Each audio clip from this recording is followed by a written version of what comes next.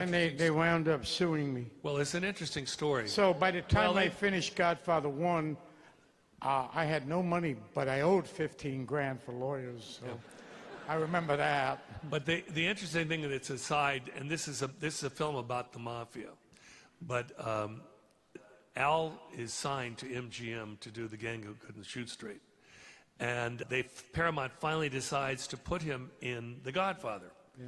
And the guy who was running MGM was a guy called Jim Aubrey, who was also known as the Smiling Cobra. He had been head of CBS. He was now head of MGM and taking it down. Not an easy man.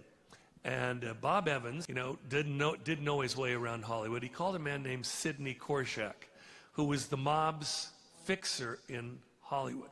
He's not known. He never had an office. Sort of like the scene with Bobby played with the Hollywood producer in The Godfather. He was a lawyer who was... He was a lawyer from Chicago who represented the Chicago mob in Hollywood.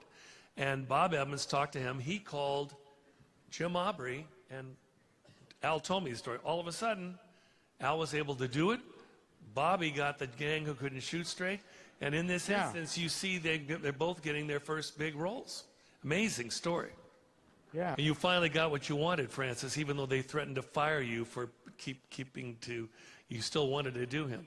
But the test that Bobby talks to, that they all went to San Francisco, interestingly, including Diane, everyone, they had the whole cast for like a $6 screen test. That my wife was doing the haircuts, and they had the whole cast, but then they were not satisfied. So we then spent hundreds of thousands of dollars doing screen tests with every bright young leading man and many just I would think, in fact we did so many screen tests that I remember, and this is no doubt true, that Charlie Bluthorn said he had a Viennese accent. He was an interesting guy.